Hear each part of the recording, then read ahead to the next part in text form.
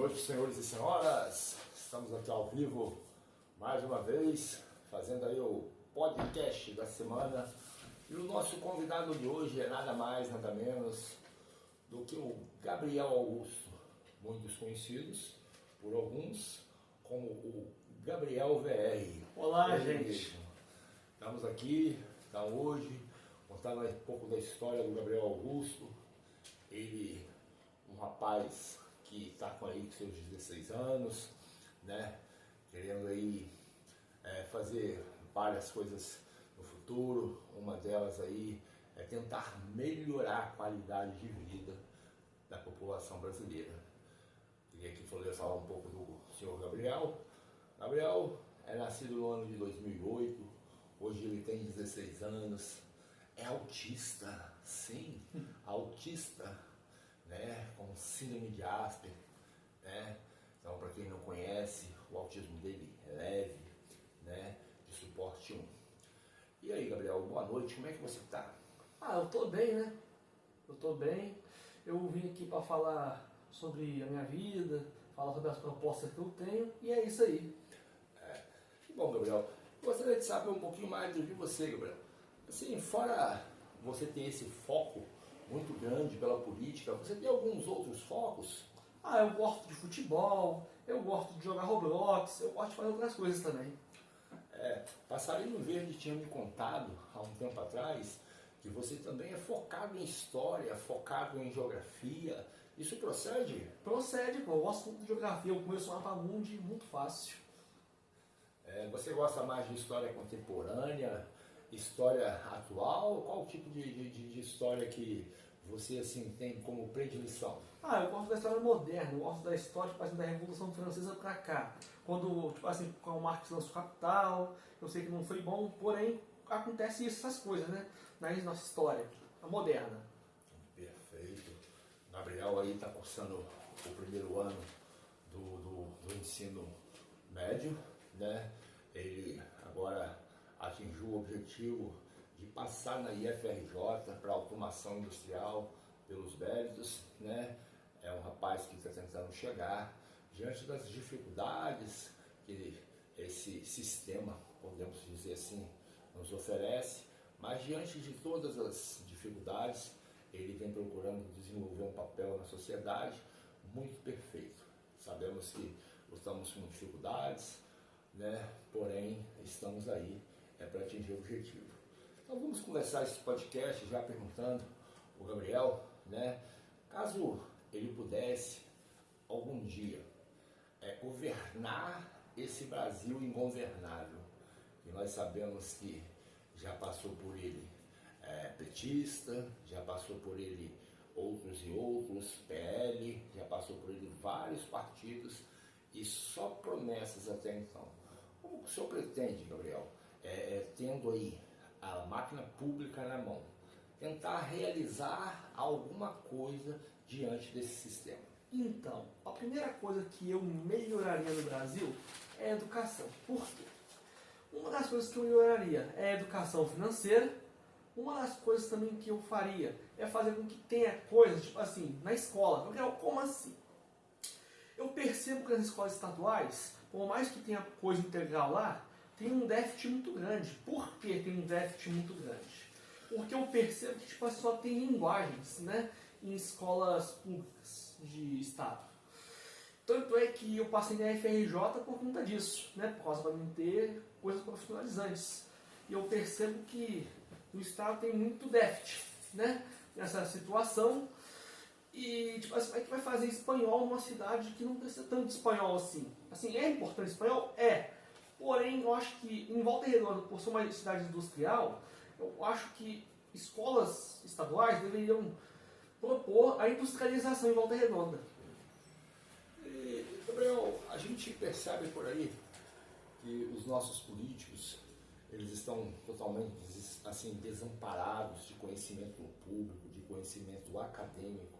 A gente percebe que 90% deles, né, não tem uma formação, né, acadêmica, e a gente sabe que existe várias faculdades aí, principalmente a faculdade de economia, a faculdade capacidade de administração pública, né, que poderia dar um pouco mais de conhecimento a esses candidatos a quem, né, se pleita a ser votado.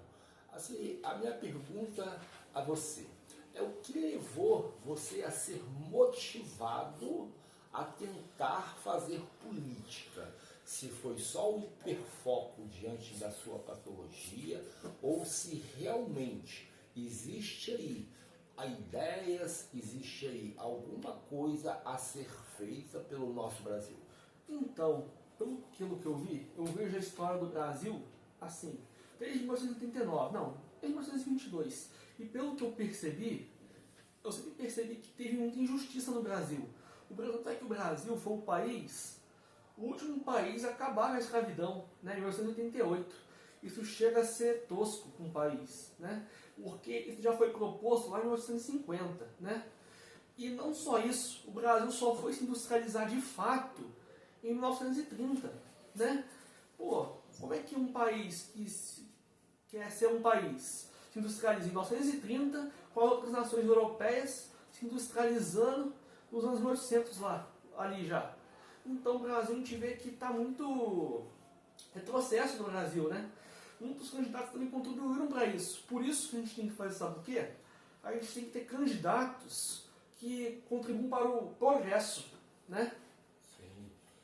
Nós vamos vendo o mundo, né? Não somente o Brasil. Cada dia que passa, o mundo está tendo uma característica, está se transformando em ideologias, né? A gente já na história passada, a gente já teve que quebrar várias delas.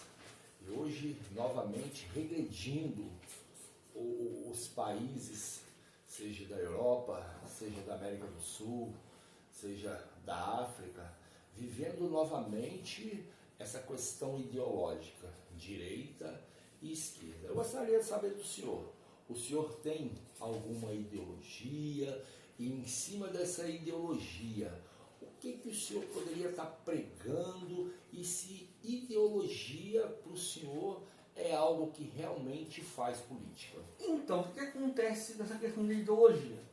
Eu sou nacionalista de direita, né? Só que o problema é que não tem como uma pessoa, né, política ficar sem ideologia. Por que não tem como? Vamos supor assim, o cara, ele chega na política, certo? Sim. Só que aí o que acontece? O cara vai chegar na política, vamos supor assim, o cara privatiza tudo, ele vai ser liberal. Só que o cara, ele chega e estatiza. Só que o cara vai ser nacionalista ou comunista, uma das duas coisas. Então não tem como dizer ao certo, né? O cara vai ser ideológico de alguma forma, querendo ou não. Voltando aqui à questão da corrupção, a gente percebe que a gente já viu aí as coisas como é que estão mundo afora, né? Não podemos só se dirigir ao nosso povo brasileiro, mas a gente percebe que essas pedaladas fiscais, essas coisas que todos os dias a gente vem lendo e acompanhando pelo noticiário aí afora aí, como o senhor pensa aí dentro de um combate à corrupção? Se o senhor tem um plano para isso, como que o senhor enxerga essa corrupção ativa e também passiva, que a gente percebe que existe essa corrupção passiva diante da política, diante do projeto nacional que temos de política nacional? Então, o que eu faria? Então, não tem os policiais? Sim. Muitos policiais hoje em dia usam bodycam. E o meu plano para isso é com que os políticos também usem bodycam, né? Para que não tenha realmente a corrupção. Porque, tipo assim, eles querem colocar câmera nos policiais. Eu acho que todo servidor público, ele tem que ter câmera, né? Para filmar ele. Pois isso evitaria muitos casos de corrupção. Por exemplo, todas as conversas desses políticos ser gravadas, e isso que eu apoio. Sim.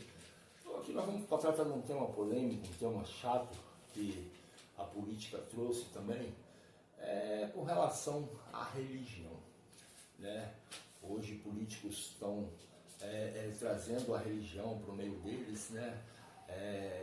E falando em nome de Deus. Primeiramente, eu gostaria de saber de você sobre Israel, né? Eu gostaria de saber de você como que o senhor vê essa questão de religião dentro da política, se isso combina ou se isso é mesmo só uma forma que o político tem para ele agariar votos. Cara, posso ser sincero, eu acho que isso aí é angariar votos. Por quê?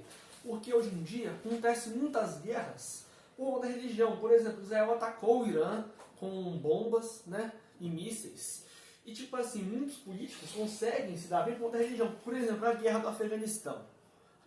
A guerra do Afeganistão, né? Você sabia, o tipo assim, entrevistador, que sabe o que aconteceria? Sim. Que tipo assim, a guerra do Afeganistão não fosse ideológica e nem religiosa, a União Soviética teria vencido fácil, e os Estados Unidos também, se tivesse entrado. Por que acontece essa religião nesses países do Oriente Médio são levadas muito a sério? Isso não pode ser levado a sério em política, porque o que acontece? Isso pode gerar guerras e conflitos. Pode sim ter a religião, porém moderado e que não tenha revoltas. Pois é, Gabriel, a gente está vivendo no país, no Brasil aqui, um problema sério do STF com o sistema X que todos estão acompanhando por aí, né? Eu gostaria de saber, assim, a opinião que você tem com relação a essa briga, né? Nós sabemos que o STF é o órgão máximo aí dentro de um governo, principalmente o brasileiro, né? Sim. Então, eu gostaria de saber de você o que você pensa um pouquinho com relação a isso. Ah, cara, acho que vai dar tudo certo. Por quê? Estão dizendo aí que o impeachment vai acontecer do Moraes, porém eu acho que não acontece não. Por que não acontece? Porque dentro do processo legal, não é o Pacheco que decide sobre isso, e sim uma comissão dentro do Senado Federal, né? Então não é o Pacheco, e sim uma comissão que de uma certa forma obriga ele, né, a colocar essa ordem no dia para os senadores votarem, para assim chegar na Câmara dos Deputados e ser pautado o processo de impeachment. Gabriel, diante do cenário político, seja ele regional, estadual, nacional, como que você enxerga isso? Como que você vê a política nos dias de hoje atual? Ah, cara, a política atual nos dias de hoje, religiosa, no Brasil, tá? No Brasil, tá muito polarizada. Eu acho que o Brasil tem que ter amor. Por exemplo, o episódio da cadeirada no Marçal. Isso não era para ter acontecido. Eu acho que o debate tem que ser sério, né? O Marçal me provocou o que aconteceu. Porém, eu acho que o debate tem que ser sério, ele tem que ser pautado de propostas, não de brigas. Nós vimos aí, Gabriel, na última eleição, que os candidatos eles se mantiveram em um atacar o outro. Nós tivemos ali o nosso atual excelentíssimo presidente, que está em atualidade, e o outro que saiu, que nos deixou.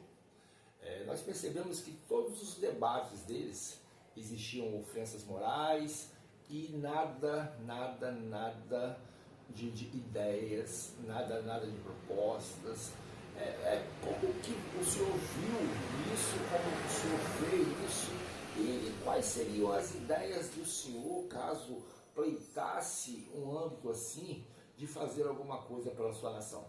Ah, então, eu acho essa questão do Bolsonaro e do Lula muito ruim, porque eu acho que eles não são políticos, eles são falsos políticos. Por quê? O Bolsonaro se diz de direita nacionalista, porém eu vejo ele como um liberal. O Lula se diz comunista, porém é um social-democrata, né?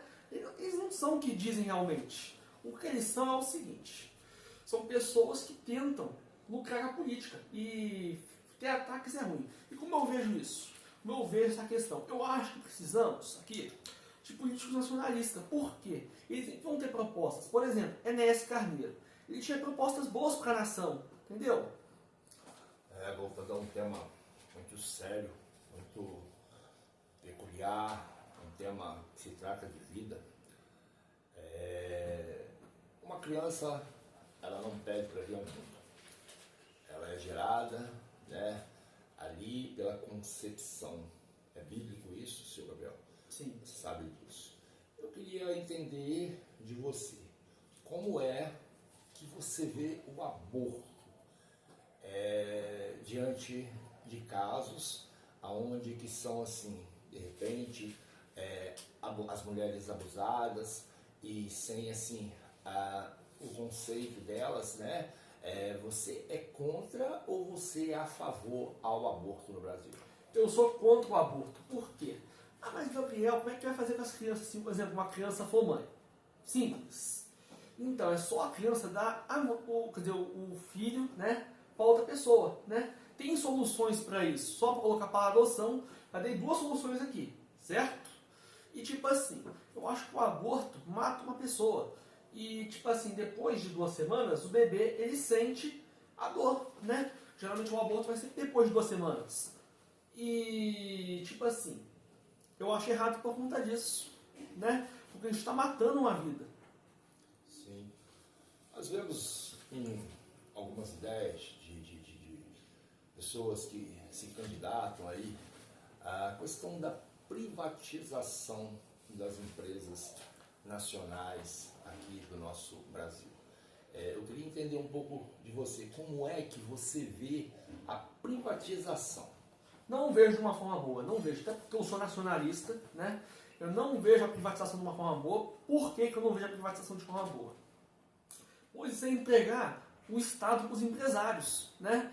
E o Estado tem que ser soberano nessa situação aí. É isso. Você é uma pessoa cristã, uma pessoa que se diz acreditar em Deus? Acredito em Deus. Sim. Então, encerramos mais um podcast. Você é quem escuta e você é quem decide. Hoje aqui com o Gabriel VR, muito conhecido aí nas redes sociais por defesa da causa autista, também por ideias de mudança, quem sabe para um futuro, né? Até a próxima, galera, e contamos aí com o like de vocês. Valeu, gente. Boa noite a todos.